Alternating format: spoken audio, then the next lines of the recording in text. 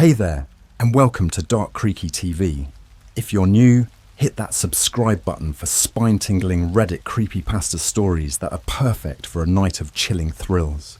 Don't forget to share your thoughts in the comments below.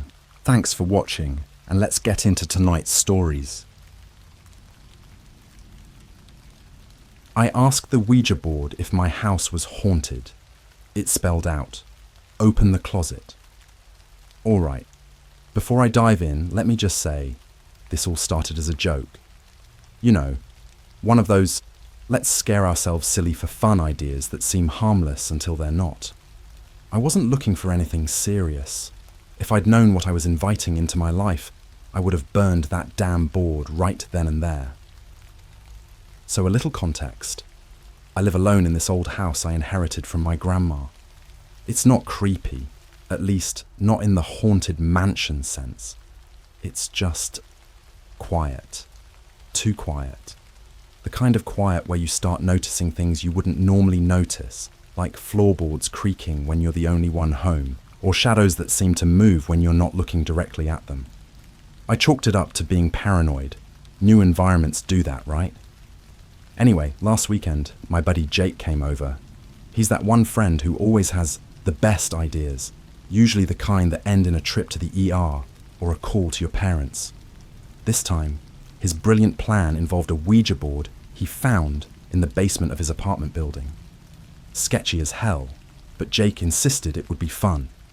"Come on, man," he said, grinning like a kid who just discovered firecrackers. "Let's see if Grandma left you any messages from the other side." I rolled my eyes but went along with it. Honestly, I didn't want to seem like a coward.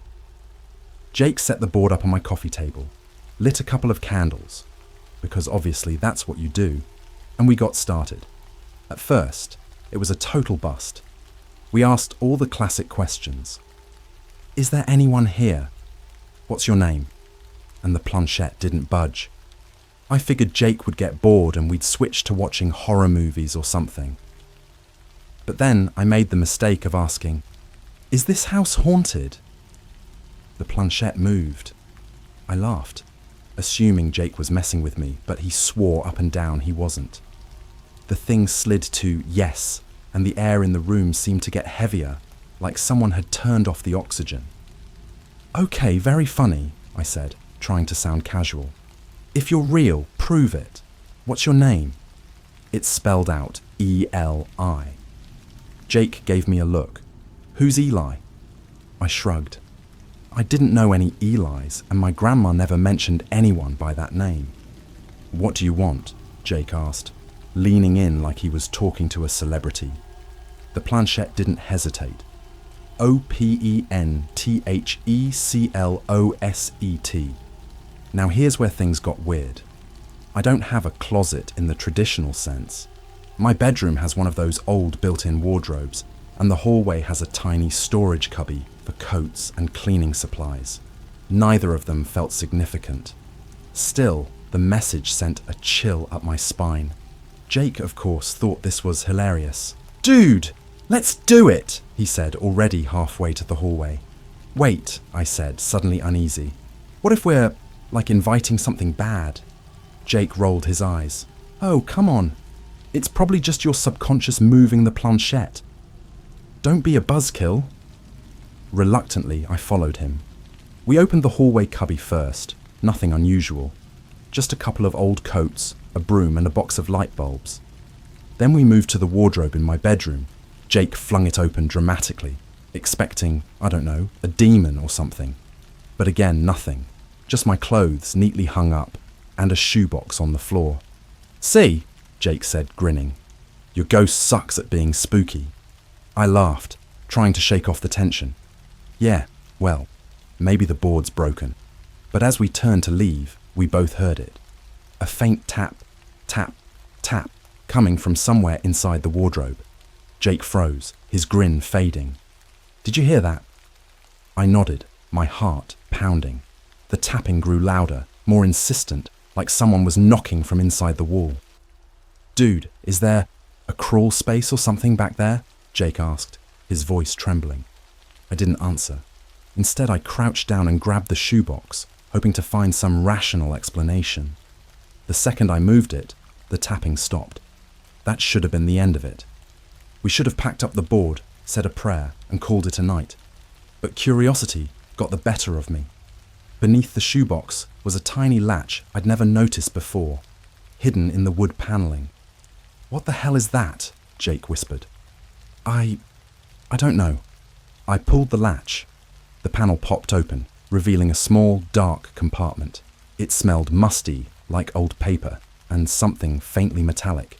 Inside was a single object. A key. Jake picked it up before I could stop him. "Dude, this is straight out of a horror movie," he said, laughing nervously. "Put it back," I said. But then we heard it again, the tapping. Only this time, it wasn't coming from the wardrobe. It was coming from the hallway closet. Jake and I stared at each other, frozen. The tapping sound from the hallway closet wasn't faint anymore. It was sharp and deliberate, like someone was knocking with purpose. Maybe it's the pipes," Jake offered, his voice shaky. "Pipes don't knock like that," I whispered. Neither of us moved. It felt like the air itself was holding us in place, thick and heavy with the kind of dread that makes your stomach churn. Then, as if on cue, the tapping stopped. Silence. Pure, dead silence. "Okay, man," Jake said, forcing a laugh that didn't reach his eyes. "This is your house. You get to check it out." I glared at him, but my pride wouldn't let me chicken out. It was my house after all, and if I couldn't handle a little noise, what kind of person would I be? Swallowing the lump in my throat, I grabbed a flashlight from the kitchen drawer and headed toward the hallway. Jake trailed behind me, trying to act brave, but sticking so close he practically stepped on my heels. "You sure this is a good idea?" he whispered. "Nope," I muttered, flicking on the flashlight. The closet door stood there, unassuming as ever. I'd opened it 100 times without a second thought, but now, in the dim light of the hallway, it looked wrong. The shadows around the frame seemed darker than they should have been, and the doorknob felt colder than the rest of the house. I hesitated, my hand hovering just inches from the knob. What if it's, I don't know, an animal or something? "Yeah," Jake said, nodding quickly. "Probably just a raccoon, or a really big rat." Neither of us believed that. Before I could change my mind, I twisted the knob and yanked the door open. The flashlight beam cut through the darkness, illuminating the small, cramped space inside. Coats and jackets hung limp on their hooks, and the broom leaned casually against the wall. Nothing out of the ordinary. Jake exhaled loudly. "See? Nothing to worry about." The light flickered. I froze, my breath hitching. The flashlight's beam wavered, then dimmed, plunging the closet into shadows. Jake grabbed my arm. Dude, behind the coats." I didn't want to look. Every instinct screamed at me to slam the door and pretend this never happened, but my hand moved anyway, trembling as I reached for the coats. The second I brushed the fabric aside, the flashlight surged back to life, brighter than before. There was a door, a small, narrow door, barely 3 feet tall, set into the back wall of the closet. It was old, so old that the wood was cracked and splintered, and the hinges were rusted. "That wasn't there before," Jake said, his voice barely above a whisper. "No kidding," I snapped, trying to keep my voice steady. The key from the wardrobe flashed in my mind. It couldn't be. Could it?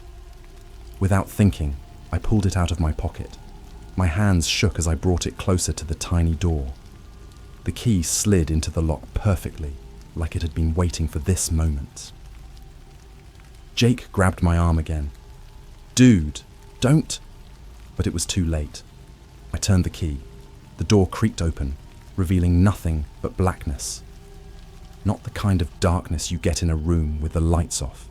This was deeper, almost alive, like the void itself was staring back at me. The flashlight didn't penetrate it, and even the air seemed colder as it seeped out of the opening. Jake stepped back. Nope, nope, nope. You're on your own, man." Before I could respond, a sound came from the darkness, a faint whisper. It was so quiet I thought I might have imagined it, but then it came again, clearer this time. It was a child's voice, soft and pleading. "Help me." Every hair on my body stood on end. My instinct was to slam the door and lock it forever, but the voice sounded so real, so desperate. Jake shook his head violently.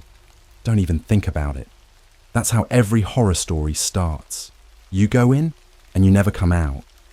I nodded, gripping the door to shut it, but the voice came again, louder this time. "Please, I'm trapped. Help me."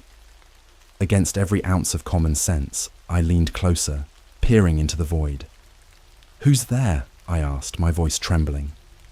The answer came quickly, almost eagerly. "Eli!" Jake bolted. I heard his footsteps pounding down the hallway, followed by the slam of the front door. But I couldn't move. The darkness seemed to pull at me, drawing me closer to the small, impossible door. Then, something moved inside the void. It was subtle, just a faint ripple in the darkness, like the air itself was shifting. My heart hammered in my chest as I tried to back away, but I couldn't. My feet felt glued to the floor. "Open wider," the voice whispered, now right in my ear. The closet door slammed shut on its own, nearly catching my fingers.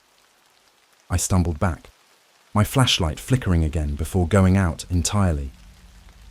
I stood there in the pitch-black hallway, heart racing, as the tapping started again. This time, from both the wardrobe and the closet. I didn't sleep that night.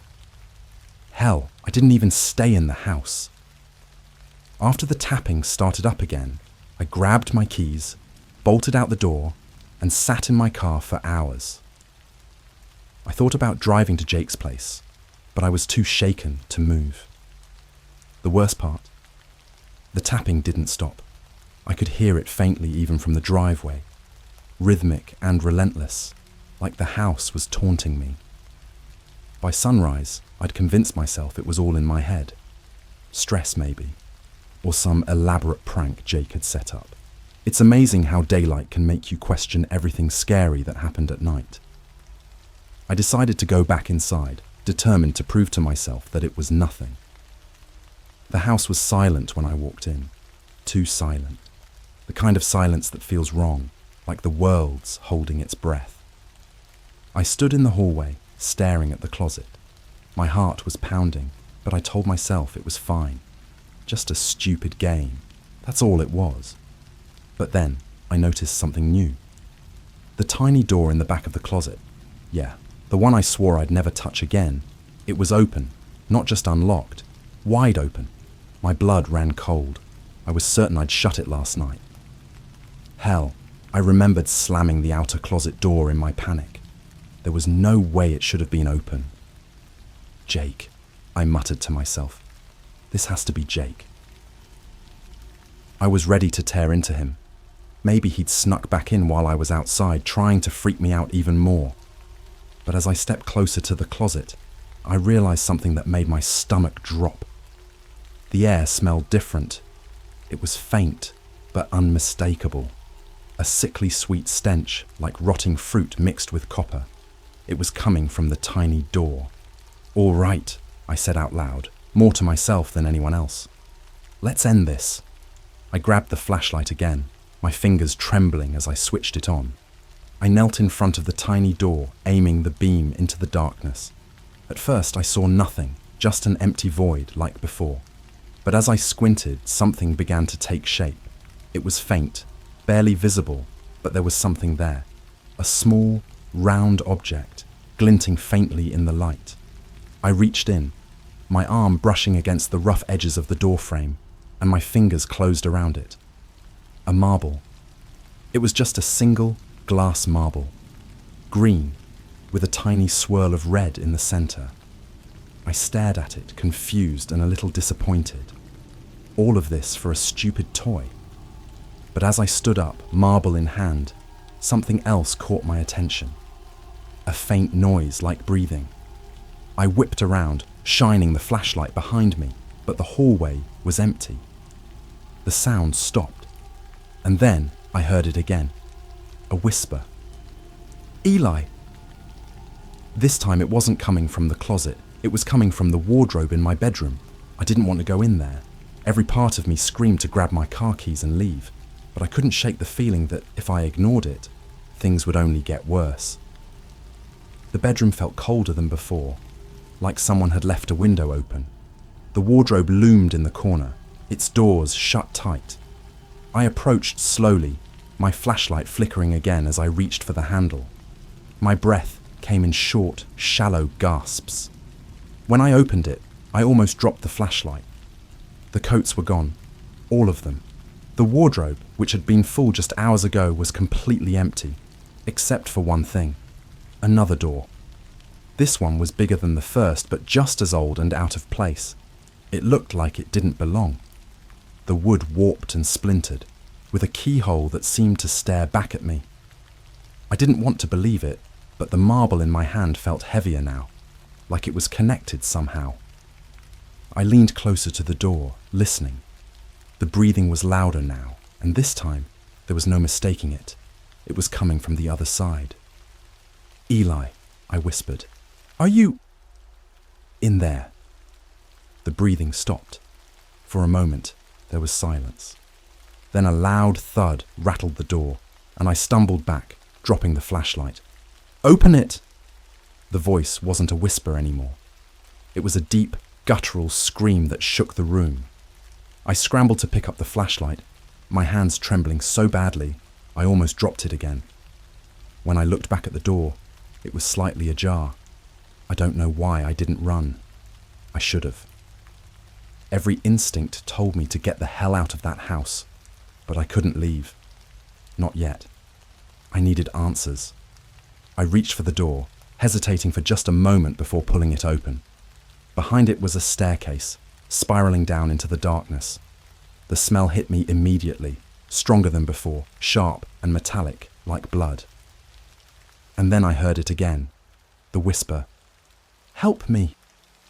My flashlight flickered, but before it went out completely, I saw something at the bottom of the stairs. A figure, small, hunched, and watching me with glowing green eyes. The glow of those eyes froze me in place. I wanted to move, to run, to scream, anything to break the unbearable stillness, but my body wouldn't listen. The figure didn't move either, just crouched at the bottom of the staircase, its glowing green eyes locked on mine. I don't know how long we stood there like that.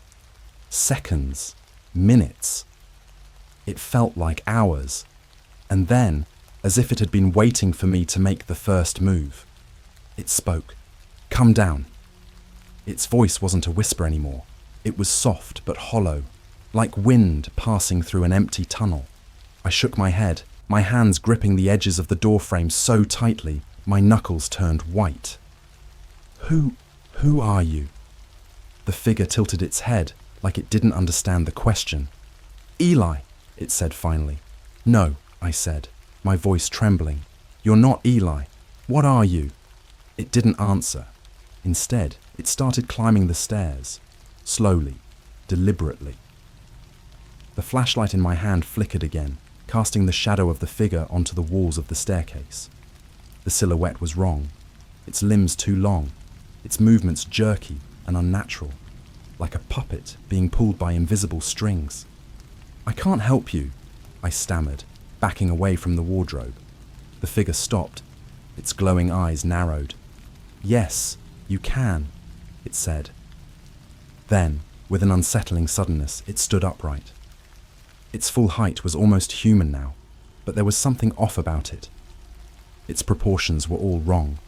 Arms too thin, head tilted at an unnatural angle. "Open the rest," it said, pointing at something behind me. I turned, my heart racing to see the door to the hallway closet. It was closed again, even though I was certain I'd left it open. "No," I whispered. "Yes," the figure hissed. And then it started moving again, faster this time. It wasn't climbing the stairs anymore. It was crawling up them, its limbs bending and snapping in ways that made my stomach churn. I panicked. Without thinking, I slammed the wardrobe door shut, threw my weight against it, and locked it with the key from the tiny door in the closet. The second the lock clicked, the banging started. Thud, thud, thud. The wardrobe rattled violently, as if the figure was throwing its entire body against it. I backed away, clutching the flashlight like a weapon, even though I knew it wouldn't do me any good. Then the banging stopped. Silence. I stood there, frozen, waiting for the next sound. My breath was coming in short, shallow gasps, my ears straining for any hint of movement. And then, from the hallway closet, I heard it. Tap, tap, tap. I turned slowly, the flashlight shaking in my hand. The door was still closed, but the tapping was relentless, rhythmic, almost mocking. "Open it!" the voice from the wardrobe whispered, muffled but clear. "No," I said again, louder this time. The tapping grew louder, more insistent, as if something, or someone, was trying to get my attention. I didn't want to do it. I knew this was a terrible idea, but the noise wouldn't stop. It pounded in my ears, filling my head until I couldn't think of anything else. With a trembling hand, I reached for the hallway closet. The doorknob felt ice cold under my fingers, sending a shiver up my arm. I turned it slowly, the creak of the hinges cutting through the suffocating silence. The closet was empty. No coats, no broom, nothing. Just a dark, empty space that shouldn't have been so unsettling, but was. And then I saw it. Another door. This one was smaller than the first two, almost child-sized, with the same warped wood and rusted hinges. But this time, there was no keyhole, no way to lock it.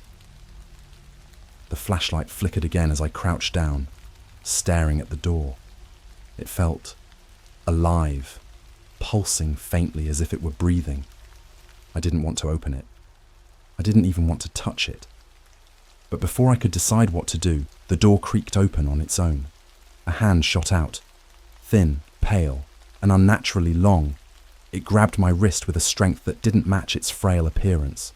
I screamed, yanking my arm back, but the hand wouldn't let go. "Help me," the voice said again, clearer now, as if it were right in front of me. The flashlight slipped from my grasp, clattering to the floor and plunging the hallway into darkness. The hand pulled harder, dragging me closer to the door. I kicked and struggled, my free hand scrabbling for the flashlight, but I couldn't break free. Then, just as suddenly as it had appeared, the hand let go. I fell backward, gasping for air. When I grabbed the flashlight and shone it toward the closet, the door was shut again. But something was different. The air smelled heavier now, thick with that same sickly sweet stench. And on the floor, just outside the closet, was another marble. This one was red, with a swirl of green at its center. I picked it up, my hands shaking. The moment I touched it, the voice came again, echoing from all around me. "You're not done yet." And then, from somewhere deep within the house, I heard the faint creak of a door opening. The creak echoed through the house, dragging my stomach into a pit of dread. I didn't move at first, hoping, praying that the sound had come from somewhere else. Maybe it was a neighbor's door. Maybe I was just hearing things. But deep down, I knew the truth. It was inside. The air felt heavier now, pressing against my chest like I was underwater. My flashlight's beam was weak, barely cutting through the dark hallway. I clutched the red and green marble in my hand, its smooth surface slick with sweat. And then I heard it. Footsteps. Soft at first, almost tentative, but growing louder with each step. They came from the direction of the living room, slow and deliberate, like whoever, or whatever, was making them wanted me to know they were coming. I stepped back, my legs threatening to buckle. My mind screamed at me to run, but my body wouldn't obey. "Who's there?" I shouted, my voice cracking. The footsteps stopped. Silence. I swallowed hard, my mouth dry as sandpaper. Then, from the shadows at the end of the hallway, a voice answered. "It's me." It wasn't Eli's voice. It wasn't even human. It was low and distorted, like multiple voices speaking in unison. The flashlight flickered again. the weak beam illuminating something at the far end of the hallway. At first, it looked like a person, tall, thin, hunched slightly forward. But as the light steadied, I realized it wasn't a person at all. Its skin was pale and stretched too tight over its bones. Its limbs unnaturally long and bent at odd angles. Its face, or what I assumed was its face, was smooth and featureless, save for two glowing green eyes that seemed to burn into my soul. It stood there, motionless, watching me. "Why are you doing this?" I managed to choke out, my voice barely a whisper. The thing tilted its head, a slow, unnatural movement that made my skin crawl. "You opened the first door," it said. "And the second. You let me in." I shook my head, backing further away. "I didn't mean to. I didn't know." "You chose this," it interrupted, taking a step forward. I stumbled, nearly dropping the flashlight. My back hit the wall, and I realized too late that I'd trapped myself. The creature moved closer, its limbs jerking unnaturally as it closed the distance between us. My flashlight flickered wildly, casting twisted shadows on the walls. And then, it stopped. It raised one of its long, spindly arms and pointed at the hallway closet. "The last door," it said. I turned to look at the closet. The tiny door inside was open again, its black void somehow darker than before. "No," I whispered, shaking my head. "I'm not opening it." The creature's head tilted again, its glowing eyes narrowing. "You don't have a choice." Before I could react, the closet door slammed shut and the creature lunged. Its bony fingers wrapped around my wrist, ice cold and impossibly strong. I screamed, struggling against its grip, but it dragged me toward the closet with ease. The door creaked open again, and the darkness inside seemed to pulse, alive and hungry. "Stop!"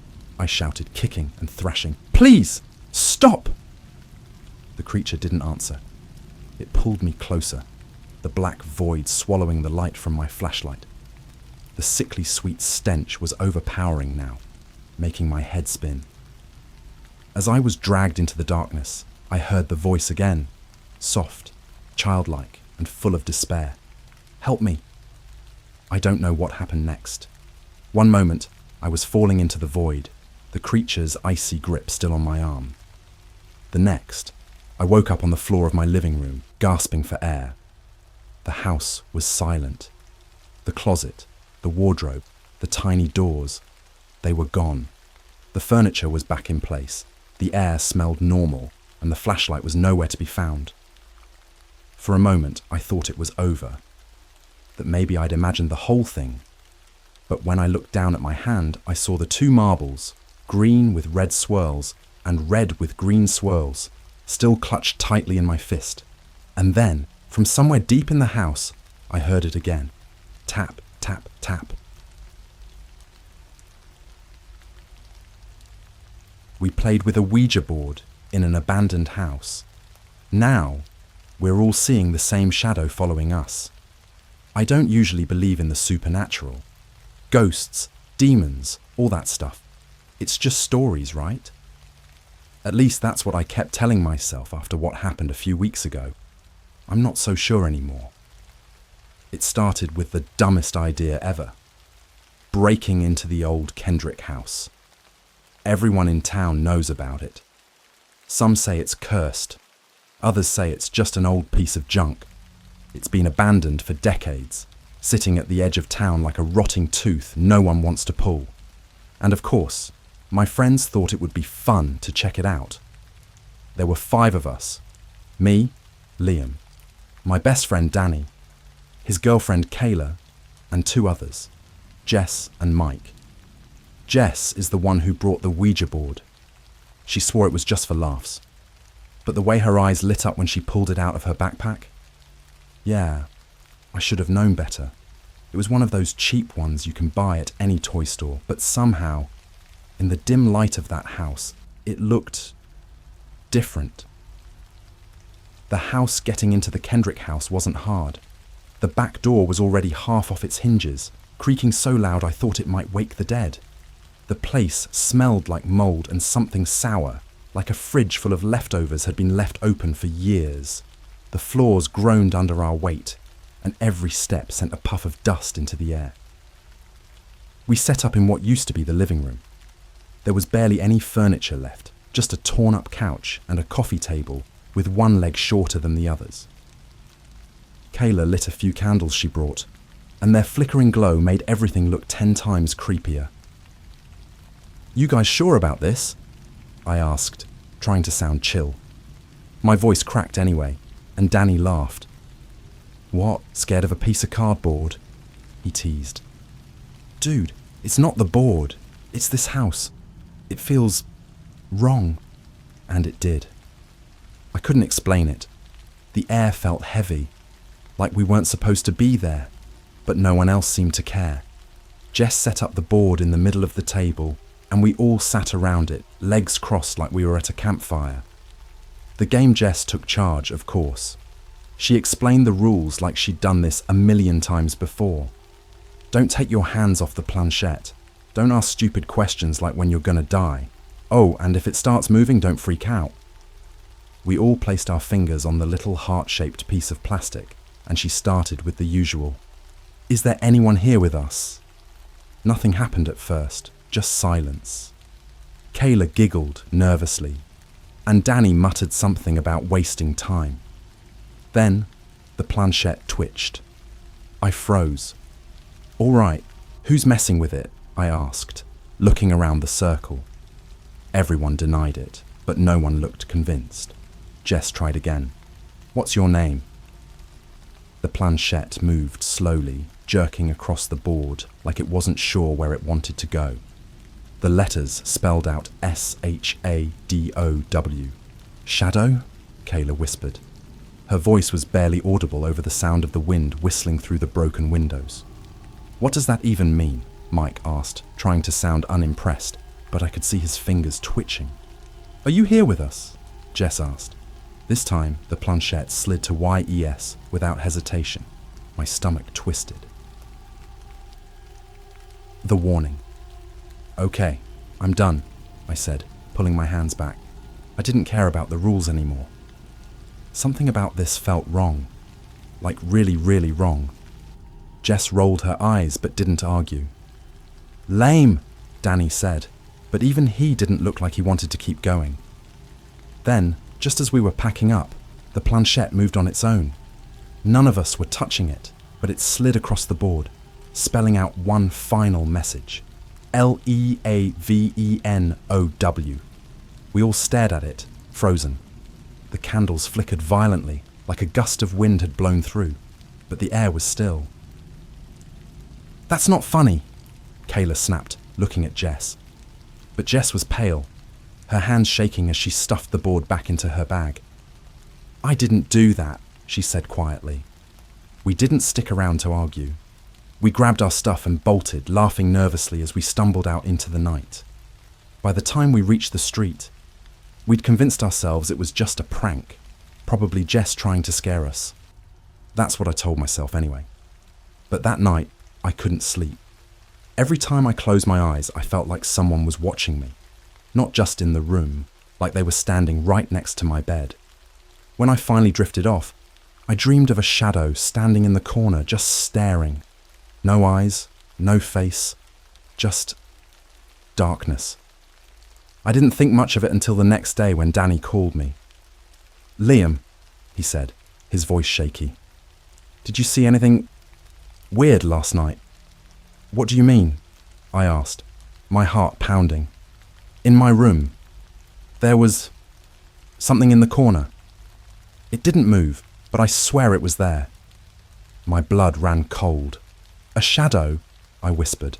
"Yeah," he said. "How'd you know?" After Danny called me, I didn't know what to say. I wanted to tell him it was just his imagination. I wanted to say we were all on edge because of that stupid Ouija board. But I couldn't, because I'd seen it too. I hadn't told anyone about the shadow I saw in my dream. If it was a dream. Now Danny was saying the same thing, and it made my stomach churn. I don't know, man, I mumbled. Maybe we're just psyching ourselves out. Danny didn't sound convinced. Yeah, maybe, he said, but his voice was shaky. But it felt real, like it was waiting for something. The weirdness begins.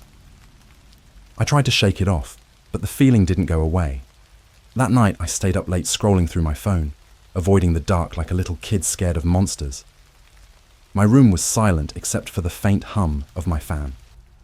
Around 2 a.m, I heard something, a soft tap tap tap at my window. I froze. My room's on the second floor. There's no way anyone could have been up there. I tried to tell myself it was just the wind, but then it came again. Tap, tap, tap. I finally worked up the courage to look, my heart pounding so loud it felt like it would burst. I peeled back the curtain slowly, expecting to see nothing but the empty street below. And that's what I told myself I saw at first. Nothing. Just the dark shapes of trees swaying in the breeze.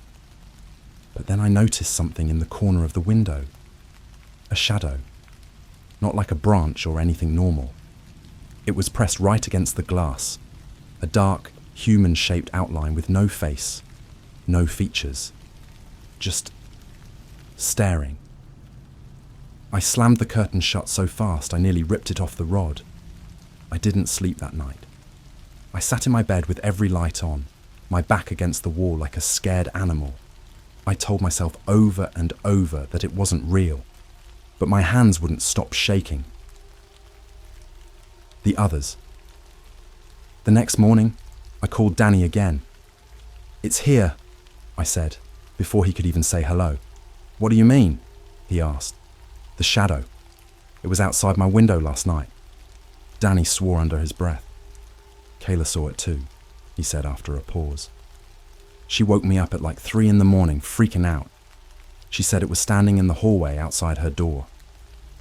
That was enough to convince me we weren't just imagining things. "We need to talk to Jess," I said. "She's the one who brought the board. Maybe she knows something." Danny agreed, and we decided to meet up at the diner in town. When we got there, Jess looked like she hadn't slept in days. Her makeup was smudged, and her hands shook as she sipped her coffee. "You guys seeing it too?" she asked before we could even sit down. We nodded, and Jess let out a shaky laugh. "It's not just me," she said. "I thought I was losing it." Mike showed up a few minutes later, looking just as freaked out. "Okay, what the hell is going on?" he demanded. "I haven't slept since we left that house. Every time I close my eyes, I see it. And last night, I swear it was in my room." "What about you, Kayla?" Danny asked. She hesitated and then nodded. "It was in my dream," she said quietly. "But it didn't feel like a dream. It felt like it was really there." We sat there in silence for a while, the din of the diner around us feeling strangely distant. Eventually, Jess broke the silence. "I think we need to go back to the house." "No way," I said immediately. "You're out of your mind." Jess shook her head. "Think about it. None of this started until we went to that house. Maybe, I don't know, maybe we pissed something off." "She's right," Kayla said, her voice trembling. "If we don't do something, it's not going to stop." I wanted to argue, but deep down, I knew they were right. We all felt it. The shadow wasn't going away. And the longer we ignored it, the closer it seemed to get. We decided to go back that night, after dark. Danny brought a flashlight, and Jess brought the board again, saying we might need it. I didn't want to touch that thing ever again, but at this point, I was desperate. The Kendrick house looked even worse at night. The windows stared at us like empty eyes, and the creaking of the old wood sounded louder in the stillness. My gut told me to turn around and leave, but I followed the others inside. The air felt heavier than before, thick and suffocating. The candles we lit barely seemed to cut through the darkness. We sat around the same table, and Jess set up the board. "All right," she said, her voice trembling. "If anyone's here with us, we're sorry. We didn't mean to disturb you. The planchette didn't move. The house was silent, except for the sound of our breathing. Is the shadow following us? Danny asked, his voice barely above a whisper. At first, nothing happened. Then, the planchette slid to YES. My heart felt like it stopped. What do you want? Kayla asked, her voice shaking. The planchette moved again, spelling out one word. SEEYOU. The message. We all froze, staring at the board. Then somewhere upstairs, we heard it. A loud, echoing bang, like something heavy had been dropped. What was that? Mike hissed, his eyes wide. Let's get out of here, I said, my voice shaking. I didn't care about the board or the shadow anymore. I just wanted to leave. But as we stood to go, the candles flickered and went out all at once, plunging us into darkness. And then we heard it. A low, guttural whisper, so faint it was almost inaudible. But we all heard the same word. Run! We didn't need to be told twice. We bolted out of the house, stumbling over each other in the dark. I don't remember much about the run home, just the sound of our footsteps and the feeling that something was right behind us, watching. By the time I got home, my legs were shaking so badly I could barely stand. I locked every door and window, but it didn't make me feel any safer. That night, I dreamed of the shadow again, only this time it wasn't standing in the corner. It was at the foot of my bed. I woke up drenched in sweat, heart racing like I'd just sprinted a mile. My room was quiet, too quiet. No sound from the fan, no distant cars passing by, nothing but a suffocating silence. For a moment, I thought it was still a dream, but then I saw it. The shadow wasn't at the foot of my bed anymore. It was by the door, just standing there. It didn't move, didn't do anything, but I could feel it watching me. I don't know how long I stayed frozen like that, my eyes locked on the black featureless figure. It felt like hours, but it was probably just a few minutes. And then, as if it realized I was fully awake, it shifted. It didn't walk or glide, it just wasn't there anymore. 1 second it was by the door, the next it was gone, like it had melted into the dark corners of the room. My chest felt tight, and I realized I hadn't been breathing. I didn't sleep after that. I sat in the corner of my bed, hugging my knees like a kid, watching the shadows on the walls, until the first light of morning crept through my blinds. A shared nightmare. I didn't want to tell the others about what happened, but when Danny texted me asking to meet up again, I knew I had to.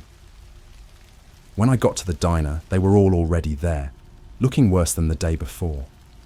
Jess had bags under her eyes so dark they looked like bruises, and Mike's hands were trembling as he clutched his coffee cup. It's getting worse, Kayla said softly, staring down at the table. Last night, it was in my room again. I heard it breathing. Breathing? I asked, my stomach twisting. She nodded, her hands shaking as she wiped away a stray tear. It sounded like it was right behind me, but when I turned around, there was nothing there. It's not just in dreams anymore, Mike muttered. I saw it in my bathroom. I turned on the light, and it was standing in the mirror. I swear to God, I thought it was going to grab me. What about you? Danny asked me.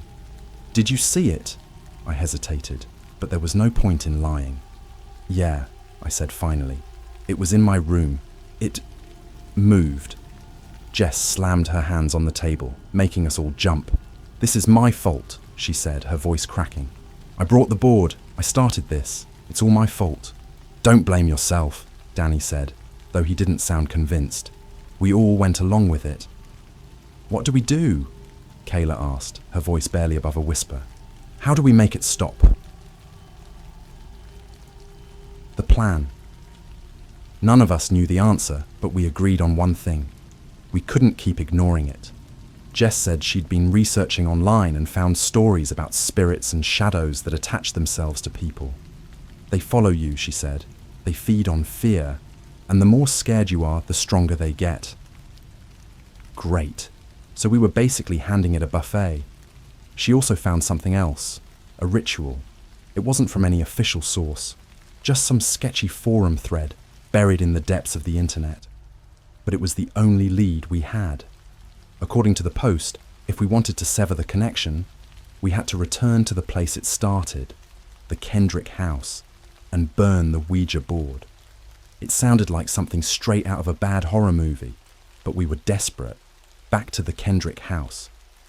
That night, we met outside the house again, flashlights in hand and nerves shot to hell. The air felt colder than before, like the house itself was alive and angry. As we stepped inside, the floorboards groaned under our weight, and every sound echoed like a gunshot. Jess carried the board in her backpack, and Mike brought a can of lighter fluid. We set up in the living room, the same place where we'd first used the board. The candles we lit flickered wildly, casting strange, distorted shadows on the walls. "All right," Jess said, her voice trembling. "Let's do this." We doused the board in lighter fluid, and Danny pulled out a box of matches. But as he struck the first match, the shadows in the room seemed to shift. They weren't just shapes on the walls anymore. They were moving, crawling, creeping toward us like living things. "Do you see that?" Kayla whispered, her voice shaking.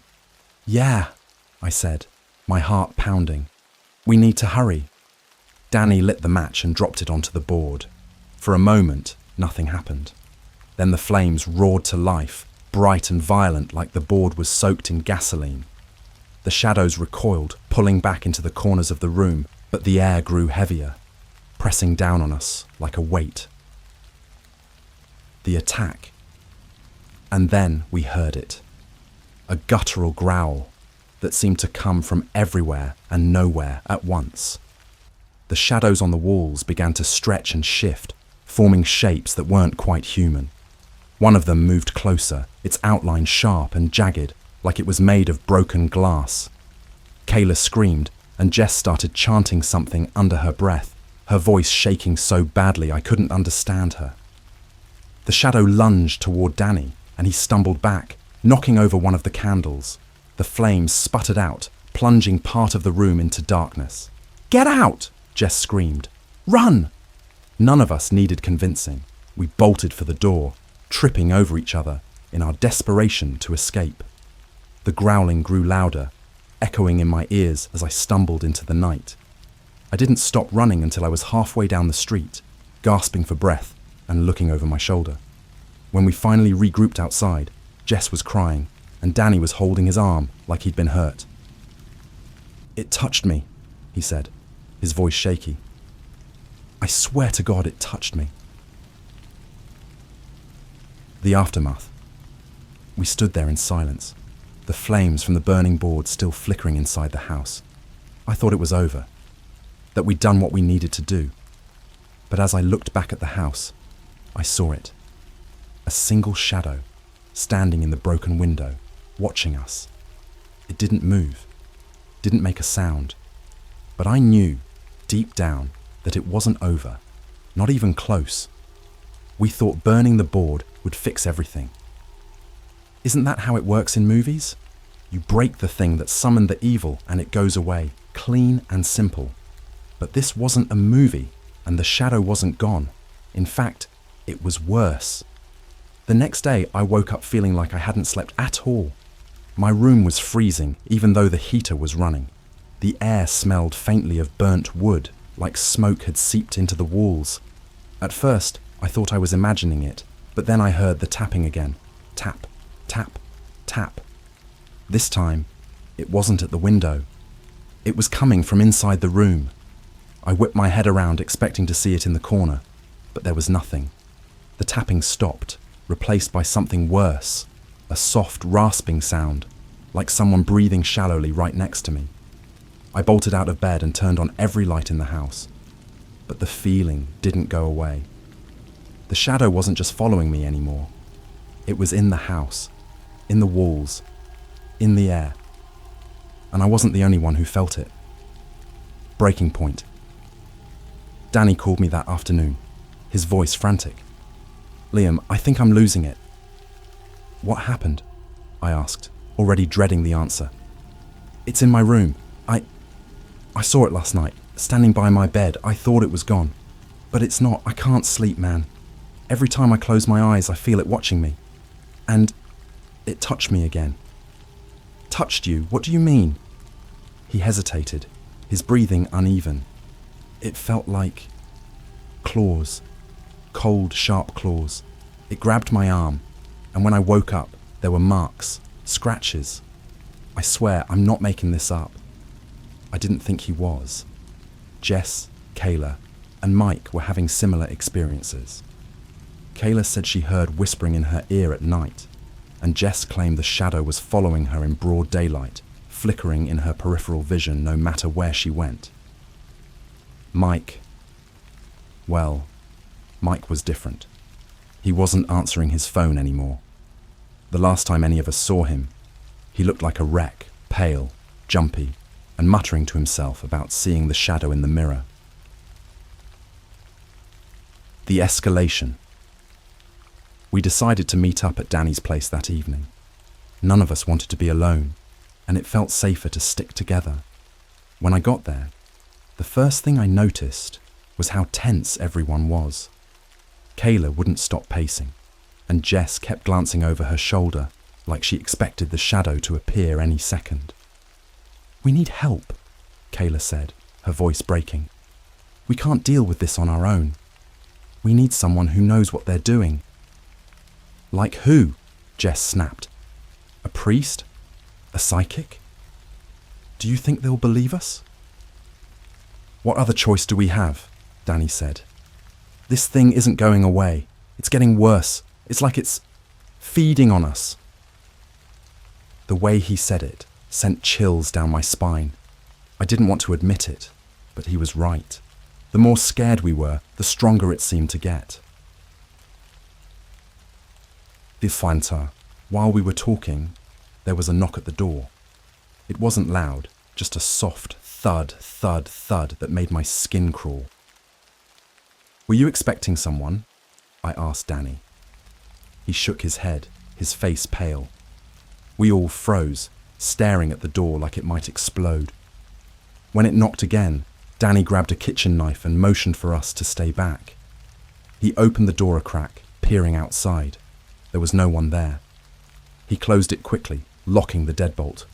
"It's messing with us," he muttered. "It knows we're scared." That's when Kayla screamed. We turned to see her pointing at the hallway. The shadow was there, standing at the far end, taller and darker than before. It wasn't just a shape anymore. It was almost solid, with long twisted limbs and a head that brushed the ceiling. The lights flickered, and a low, guttural growl filled the room. It felt like it was coming from everywhere and nowhere at once. "Get out!" Jess shouted, grabbing Kayla's arm and pulling her toward the door. We all bolted outside, leaving the lights on and the door wide open. None of us wanted to be the last one in the house. The marks. When we got to the street, Danny stopped and pulled up his sleeve. The scratches on his arm were worse than he'd described. Deep, angry red lines that looked like they'd been carved with a knife. "What is this thing?" he whispered, his voice trembling. "What does it want from us?" None of us had an answer. We decided to crash at my place for the night, hoping that being together would make things easier.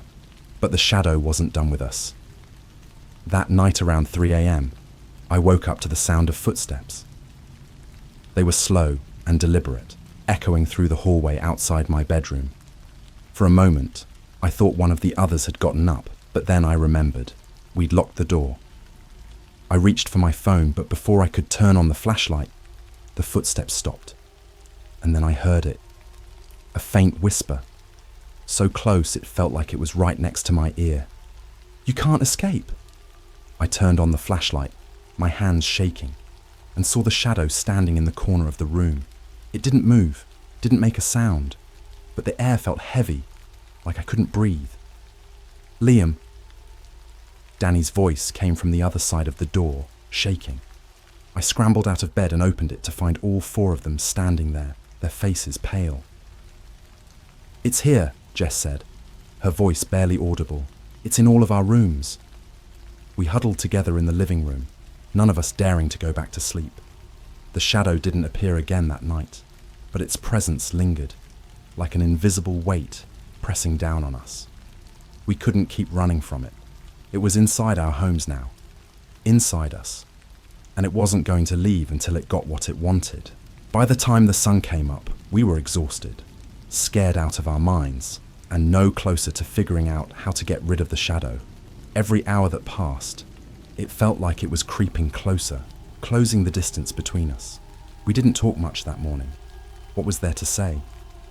Around noon, Jess got a text from Mike. It was the first time any of us had heard from him in days. "Meet me at the Kendrick house. You need to see this." It didn't feel right. Why would Mike want us to go back there? He'd been just as terrified as we were, but Jess insisted we had to go. "What if he's in trouble?" she said. I didn't want to go back to that place. None of us did. But if Mike was there, we didn't have much of a choice. The last visit. The Kendrick house looked worse than ever, like it was rotting from the inside out. The air around it was thick and cold, even though it was a warm day. The door was ajar, swaying slightly in the breeze, but Mike wasn't outside. "Mike?" Danny called out as we stepped inside. No answer. The house was silent, but it wasn't empty. We all felt it. The shadow was here, lurking in the walls, in the corners, in the air we were breathing. The smell of smoke hit me first, faint but distinct, like burnt wood and ashes. As we moved deeper into the house, the smell got stronger. "Do you hear that?" Kayla whispered. We stopped and listened. At first, it was faint. A soft scratching sound like nails dragging across wood. It was coming from the living room. We followed the noise, each step heavier than the last. When we entered the room, we saw him. Mike was sitting in the middle of the floor, his back to us. The Ouija board, or what was left of it, was in front of him, blackened and charred, but still intact. "Mike?" Jess said softly, stepping closer. He didn't turn around. "Mike, what are you doing?"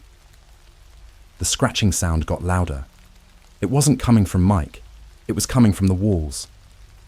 "Something's wrong," Danny muttered, pulling Jess back. That's when Mike finally spoke. "It doesn't want to leave." His voice was flat, emotionless. Not like him at all. "Mike, come on," I said, trying to keep my voice steady. "We need to get out of here." He turned his head slightly, just enough for us to see his face. His eyes were wrong. They weren't his eyes anymore. They were black, empty, like staring into a void. "It's too late," he said. "It's already inside." The truth. The shadows in the room began to shift, twisting and stretching like they were alive. The scratching sound grew louder, almost deafening, and the walls seemed to ripple like water. "What's happening?" Kayla cried, her voice breaking. Mike stood up slowly, his movements jerky and unnatural, like a puppet on strings. He pointed at the board. "It's not the house. It's not the board. It's you." "What do you mean?" Jess demanded. "It's been with you since the moment you touched the board. It doesn't want the board. It doesn't want the house. It wants you." The air grew colder, and the shadows closed in around us.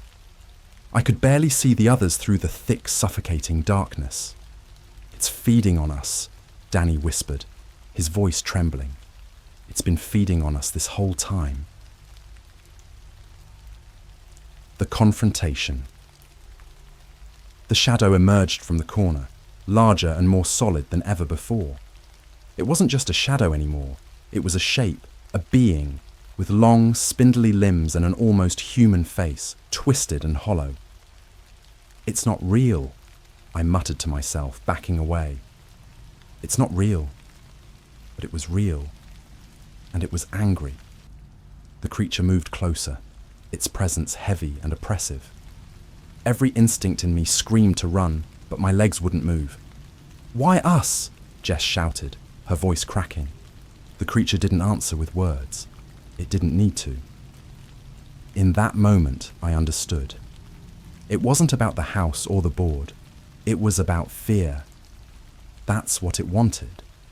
That's what it had been feeding on all along. And the more afraid we were, the stronger it got. The escape. I don't know who moved first.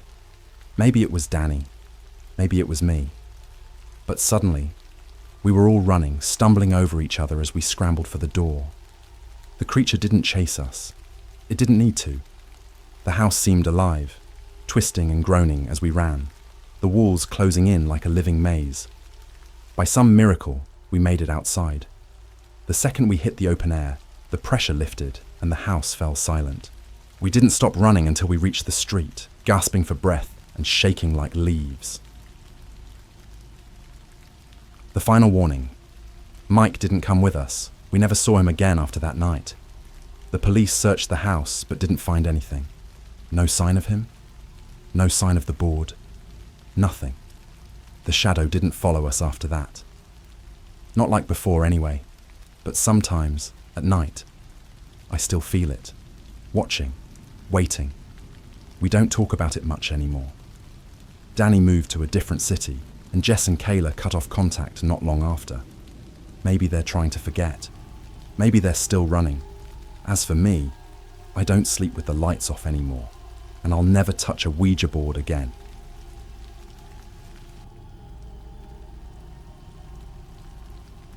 The Ouija board gave us a date and time. That night, my best friend was in a car accident. I'm not the kind of person who plays with Ouija boards. Let me just get that out there. I grew up with a mum who wouldn't even let me watch ghost movies because spirits are real and they don't play nice. But here's the thing about life. When your best friend dares you to do something, especially after a couple of drinks, your common sense just sort of vanishes. This all started on a Friday night in Jake's basement. It was me, Jake, and our friend Liz. Jake's parents were out of town, which meant free reign over their movie collection, the leftover pizza from the fridge, and, apparently, the dusty old Ouija board Jake found in his dad's office. "You won't believe what I found," Jake said, carrying it into the room like he'd discovered treasure.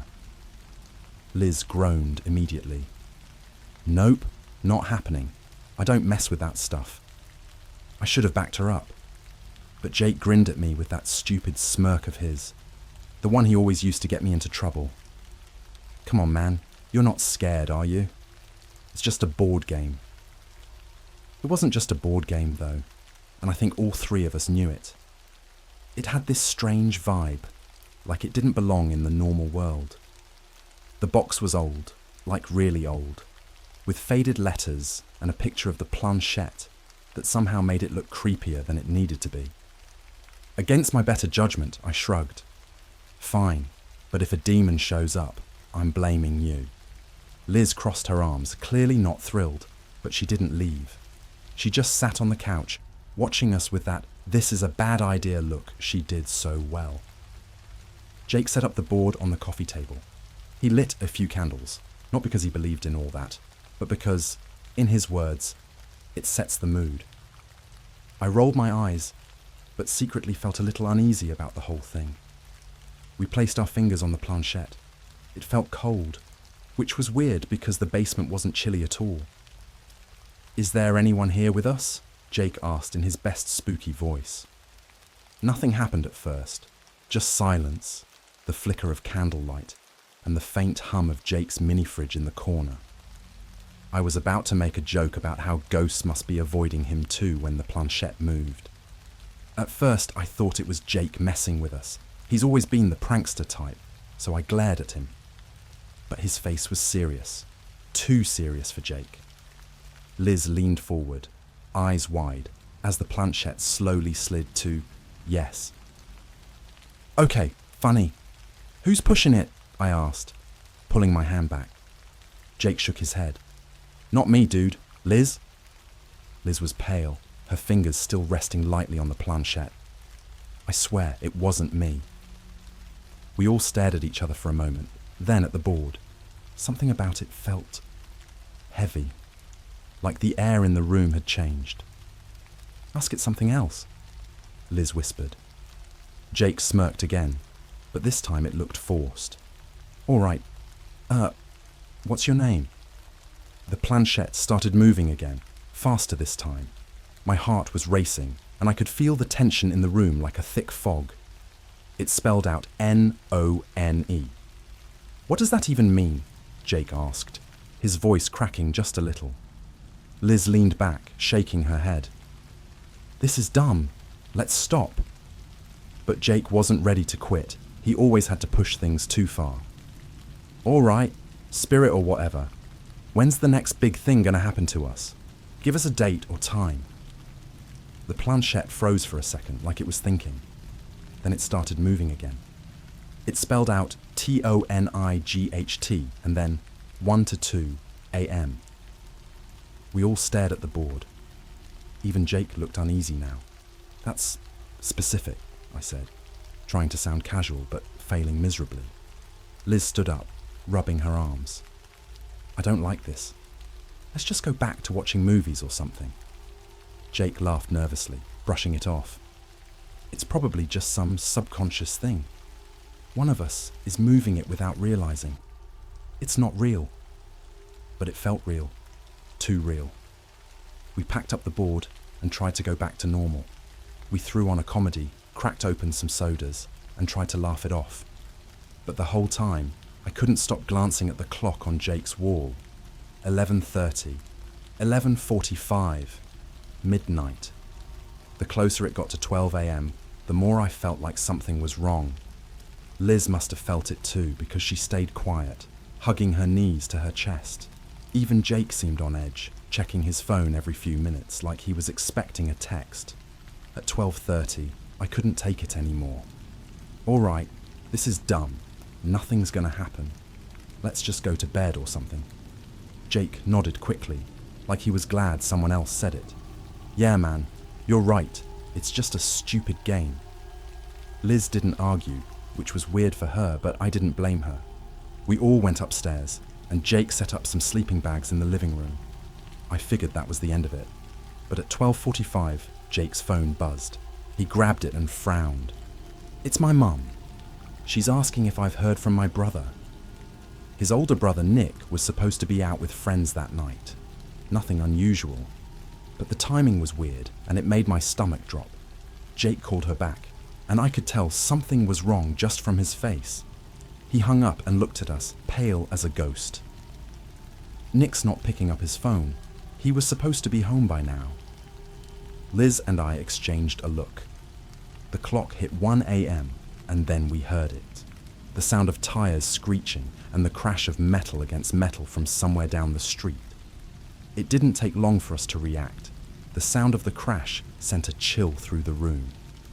Jake jumped to his feet, phone still in hand, and bolted for the door. Liz and I scrambled to follow him, our hearts pounding in sync with our footsteps. Jake's neighborhood was quiet. Rows of houses with perfectly trimmed lawns and motion-activated porch lights. Except now, at the far end of the street, one of those lights illuminated a scene straight out of a nightmare. A car had slammed into a telephone pole. The front was crushed, steam hissing from the engine like the car itself was breathing its last breath. Broken glass shimmered across the asphalt like jagged stars, and the smell of burning rubber filled the air. Jake froze for a second, and I swear, I thought he was about to faint. That's Nick's car, he whispered. My stomach dropped. I didn't know Nick well, but I'd seen him enough times at Jake's house to recognize the navy blue sedan. It was unmistakable. Jake ran toward the wreckage, shouting his brother's name. Liz and I hesitated just for a moment, but then we followed. The closer we got, the more surreal it all felt. The air was thick, like the world itself was holding its breath. When we reached the car, Jake was already pulling at the driver's side door. It was jammed, crumpled in a way that made it clear this wasn't some fender bender. Liz grabbed his arm to stop him. Jake, wait! What if it's dangerous? But he ignored her, his hands shaking as he pounded on the window. Nick! Nick, can you hear me? The interior of the car was dark, but I could see movement. Someone was in there. Nick! Help me! Jake shouted, his voice breaking. I snapped out of my frozen state and rushed to the passenger side. The door was bent, but not as bad as the driver's.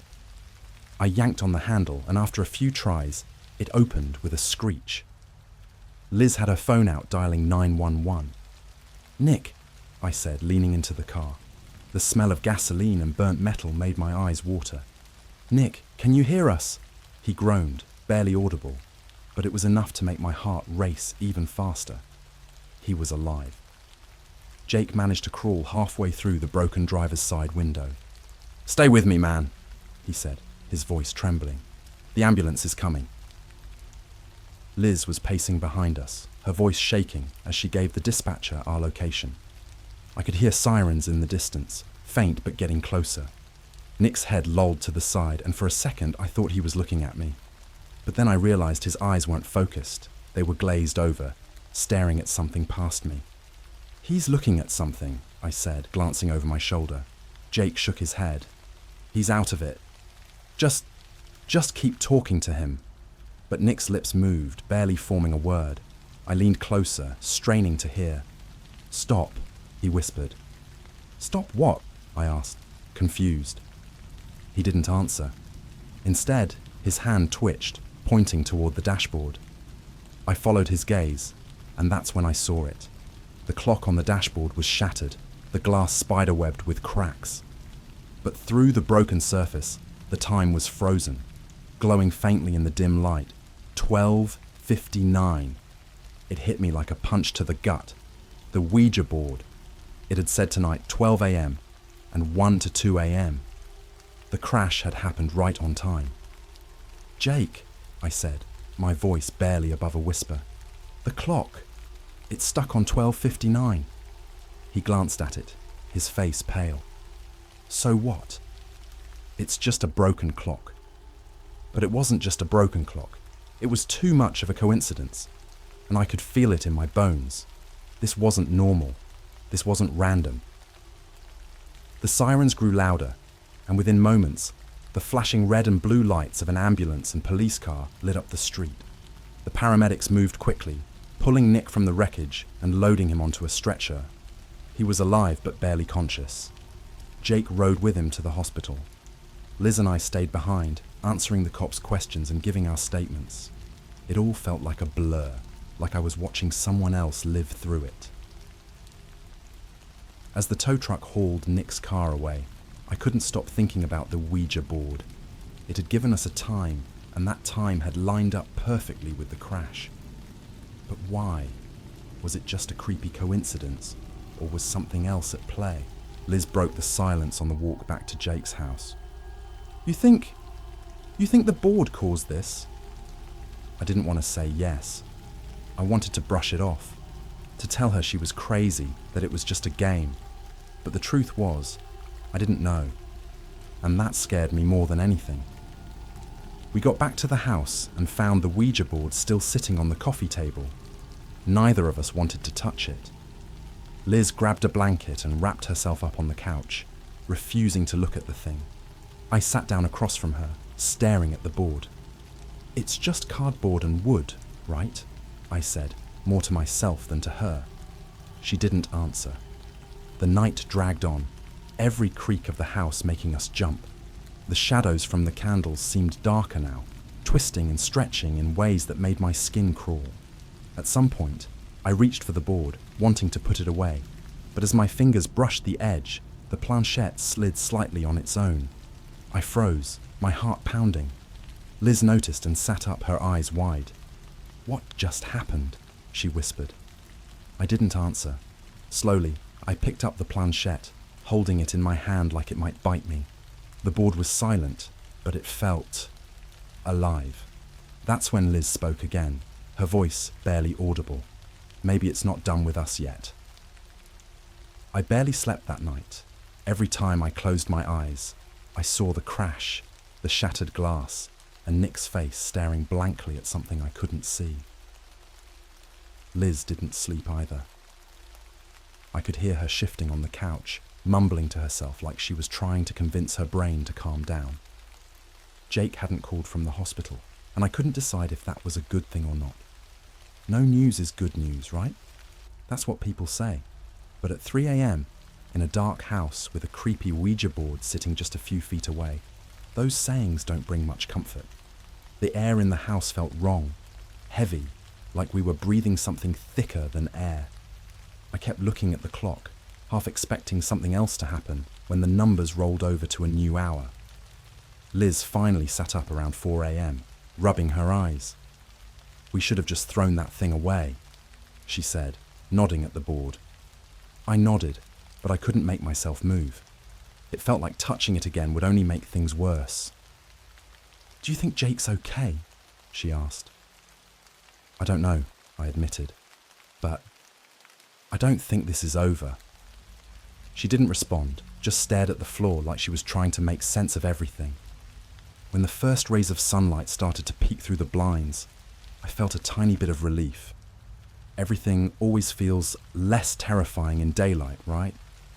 Wrong. At 7 a.m, Jake called. "Nick's stable," he said, his voice hoarse. "The doctors said it's a miracle he's alive. But he's not waking up. They don't know why." I didn't know what to say. What could I say? "They're running tests," Jake continued. "I'll be back later. Just don't touch that board, okay? I'll deal with it when I get home." When the call ended, Liz and I sat in silence. The house was eerily quiet, like the usual hum of appliances and distant traffic had been turned off. And then we heard it, a faint scratching sound. It was coming from the basement. Liz's eyes widened. "What the hell is that?" I shook my head, my heart racing. "Probably just a raccoon or something," I said, even though I didn't believe it for a second. Neither of us wanted to go down there, but the sound kept going, rhythmic and deliberate, like someone dragging their fingernails across wood. "I'll check it out," I said, grabbing my phone as a makeshift flashlight. Liz grabbed my arm. "Don't go alone." We headed down the stairs together, each step creaking under our weight. The basement felt colder than it had the night before, and the smell of wax from the burned-out candles still lingered in the air. The scratching was louder now, coming from the far corner of the room. I shone my flashlight toward the source, half expecting to see a mouse or some other animal, but there was nothing there. "Do you see anything?" Liz whispered, clutching my arm. "No," I said, but the scratching hadn't stopped. It was louder now, almost like it was coming from inside the wall. I stepped closer, my hand shaking as I reached out to touch the drywall. It felt normal, cool, smooth. But the sound didn't stop. And then, just as suddenly as it started, it stopped.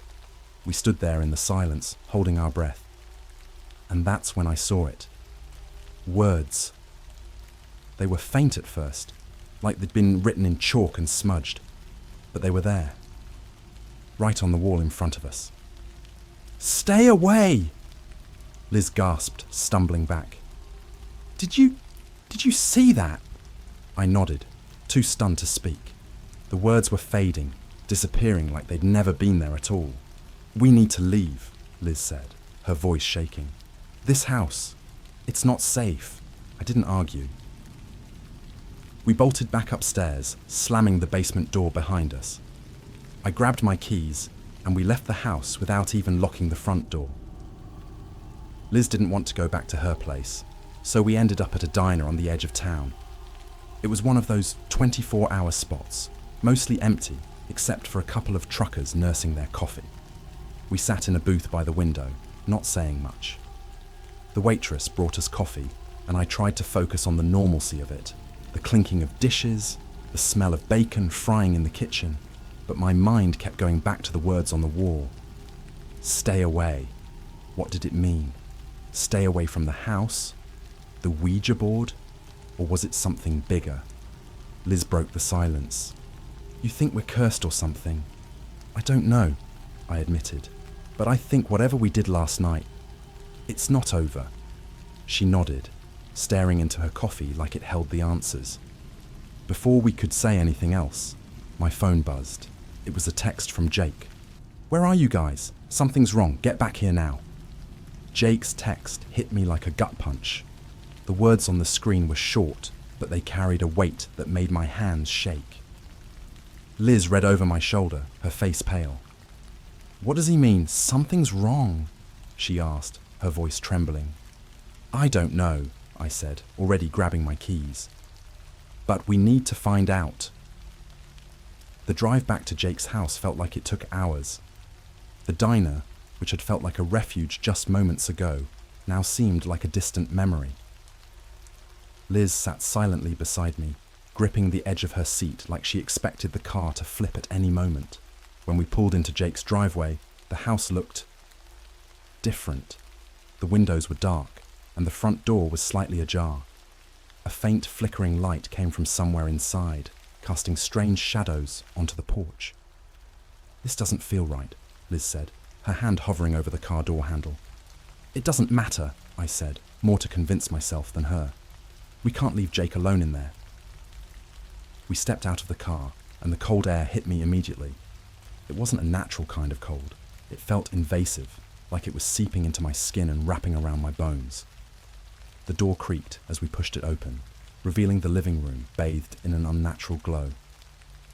The light was coming from the coffee table, from the Ouija board. The planchette was moving. Jake was sitting on the couch, staring at it with wide, unblinking eyes. His face was pale, and his hands were gripping his knees so tightly his knuckles were white. "Jake," I said cautiously, stepping closer. "What's going on?" He didn't look at me, didn't even flinch. His eyes were glued to the board as the planchette slid across it, spelling out words. YOURFAULT. "Jake," Liz said, her voice shaking. "Are you okay? Are you moving it?" He finally turned to look at us, and the expression on his face made my stomach drop. His eyes were glassy, almost lifeless, and there was a strange shadow across his face, like he was standing under a flickering light, even though the room was perfectly still. "I didn't touch it," he said flatly. "It started on its own. It won't stop." The planchette continued to move, faster now, the sound of its edges scraping against the board sending chills down my spine. GETOUT. "Is this some kind of joke?" I asked, my voice rising. "Jake, if you're messing with us..." "I'm not," he snapped, his voice suddenly sharp. "I swear I'm not. It's been doing this since I got home." Liz grabbed my arm. "We need to leave. Now." But I couldn't move. My eyes were locked on the board as the planchette spelled out one final message. LOOKBEHINDYOU. Every instinct in my body screamed at me not to turn around, but my head moved on its own. Slowly, like I was being pulled by invisible strings. The hallway behind us was dark, but something was there. A shape, tall, too tall to be human, with limbs that seemed to stretch unnaturally long. Its head was tilted at an odd angle, like it was studying us. Liz gasped, and Jake let out a choked sound that barely qualified as a scream. The thing didn't move. It just stood there, its presence filling the room with an oppressive weight. "Close the board," Liz whispered, her voice barely audible. "Close it. Now." I didn't know how. None of us did. But I reached for the planchette, hoping that if I moved it to goodbye, this nightmare would end. The moment my fingers touched it, the thing in the hallway moved. It didn't walk. It didn't run. It shifted like it was dragging itself through the air without touching the ground. 1 second it was in the hallway. The next, it was standing right behind Jake. "Jake, get up!" I shouted, but he didn't move. He was frozen, his face twisted in terror as the thing loomed over him. Liz grabbed a candle from the coffee table and hurled it at the board. The flame went out mid-air, but the board didn't move. The planchette didn't stop. "Help me!" Jake finally screamed, his voice breaking. I didn't think. I grabbed his arm and yanked him off the couch, dragging him toward the front door. Liz was right behind us, her breaths coming in panicked gasps. As we stumbled outside, the door slammed shut behind us with a force that rattled the windows. The house went completely dark. We didn't stop running until we were halfway down the street. Jake collapsed onto the curb, clutching his chest like he couldn't catch his breath. Liz was crying, her hands shaking uncontrollably. "What the hell was that?" Jake finally managed to say, his voice hoarse. "I don't know. I admitted, but I think it came from the board. Liz looked at me, her eyes filled with panic. We have to destroy it. Whatever it is, it's not going to stop. Jake nodded, his face pale. We'll burn it. First thing tomorrow. But I couldn't shake the feeling that it wasn't going to be that simple. Whatever we had invited into Jake's house wasn't going to let us go that easily. Morning didn't feel like morning. The sky outside was grey, heavy with clouds, and the sunlight barely made it through. It felt like the world had been drained of colour. None of us had slept. After sitting in my car for hours outside Jake's house, we decided to head to Liz's apartment. None of us wanted to stay there, not after what we'd seen. Jake was shaking when we got inside.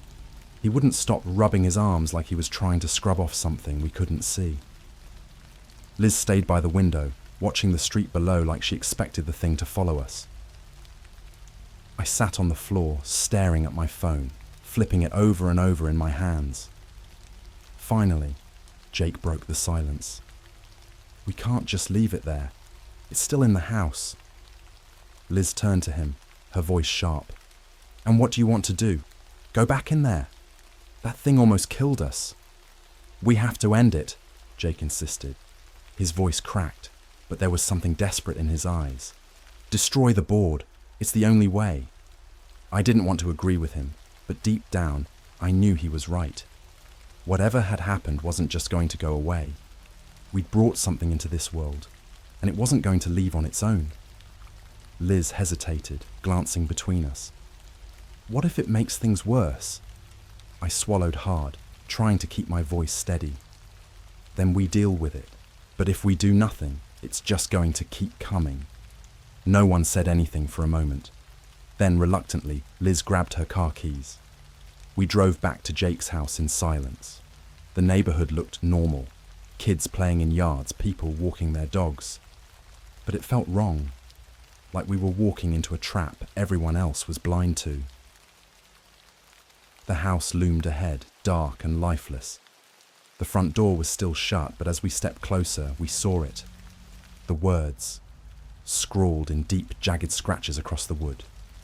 DONTCOMEBACK. Jake stopped in his tracks. It knows we're here. I forced myself to move, grabbing the doorknob. It felt ice cold, like it had been sitting in a freezer. When I pushed the door open, the inside of the house looked exactly like we'd left it. The coffee table, the candles, the Ouija board, all untouched. But the air was different, heavier. Every step we took felt like wading through water. Liz stayed close to the door, clutching her phone like it could somehow protect her. Jake and I moved toward the coffee table. The board sat there, completely still, but I could feel it watching us. Jake grabbed a metal trash can from the kitchen. "We'll burn it," he said, his voice shaking. "Right here, right now." I nodded, grabbing the board and planchette. The moment my fingers touched it, the lights in the house flickered. A low hum filled the air, almost like the walls themselves were vibrating. "Hurry up," Liz whispered, her voice barely audible. We dropped the board into the trash can, and Jake pulled a lighter from his pocket. He flicked it once, twice, but the flame wouldn't stay lit. "Come on," he muttered, trying again. Suddenly, the front door slammed shut. Liz screamed, running to open it, but it wouldn't budge. "It's locked," she cried, pounding on the door. Jake and I froze as a deep, guttural sound filled the room. It wasn't like anything I'd ever heard before. Part growl, part scream, and completely unnatural. The shadows in the room shifted, pooling together in the corner. Slowly, they rose, forming the same impossibly tall figure we'd seen the night before. Its head tilted, its limbs unnaturally long, and its face was empty. "Burn it!" I shouted, my voice cracking. Jake flicked the lighter one last time, and finally, the flame caught. He dropped it into the trash can, and the moment the fire touched the board, the figure let out a piercing scream that shook the walls. The board didn't burn normally. It melted, curling in on itself like it was alive, black smoke pouring out of the trash can. The figure writhed, its form flickering like static on a broken TV. The lights in the house exploded, plunging us into darkness. For a moment, all we could hear was the sound of our own breathing and the faint crackle of the fire. And then, silence. The door unlocked itself with a soft click. Liz threw it open, and we stumbled outside, gasping for air like we'd been underwater. Jake was the first to speak. Is it gone? I didn't answer. I didn't know. We stood there for what felt like hours, staring at the house. It looked normal again, like nothing had happened. But none of us dared to go back inside. In the days that followed, things went back to almost normal. Nick woke up in the hospital, with no memory of the crash or what had happened that night.